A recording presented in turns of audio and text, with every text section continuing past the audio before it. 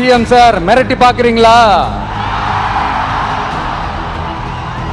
அதுக்கு இந்த விஜய் ஆள் இல்ல சார், அதுக்கு நாம ஆள் இல்ல சார்.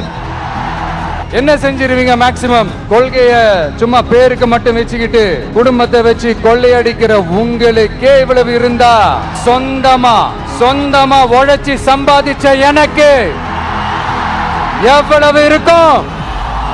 மக்களை சந்திக்கிறதுக்கு, நம்ம சொந்தங்களை சந்திக்கிறதுக்கு எத்தனை கட்டுப்பாடுங்க. அந்த இடத்துல பர்மிஷன் இல்ல, இந்த இடத்துல பர்மிஷன் இல்ல. ஆனா அதுக்கான காரணங்கள்லாம் நீங்க கேட்டீங்கன்னா சொத்தையான காரணமா இருக்கும். அங்க பேசக்கூடாது, இங்க பேசக்கூடாது, 5 நிமிஷம் தான் பேசணும், 10 நிமிஷம் தான் பேசணும். நான் பேசுறதே 3 நிமிஷம் தான்.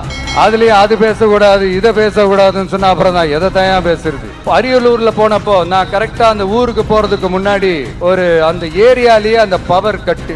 அப்புறம் நான் திருச்சிக்கு போய் நான் பேச ஆரம்பிச்சதுக்கு அப்புறம் அந்த ஸ்பீக்கருக்கு போற அந்த வயரு கட்டு. இல்ல நான் தெரியாம தான் கேட்கிறேன் சிஎம் சார்.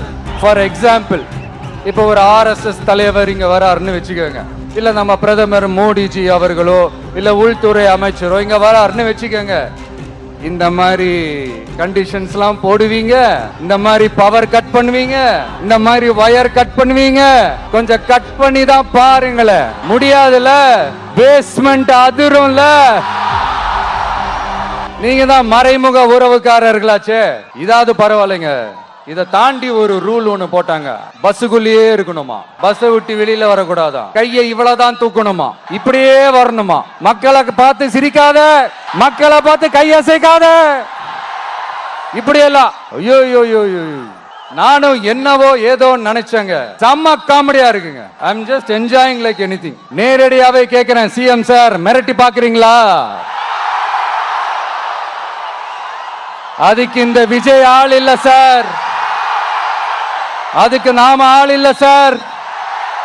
என்ன செஞ்சிருவீங்க? மேக்சிமம் கொள்கைய சும்மா பேருக்கு மட்டும் வச்சுக்கிட்டு குடும்பத்தை வச்சு கொள்ளையடிக்கிற உங்களுக்கே இவ்வளவு இருந்தா, சொந்தமா உழைச்சி சம்பாதிச்ச எனக்கு எவ்வளவு இருக்கும்?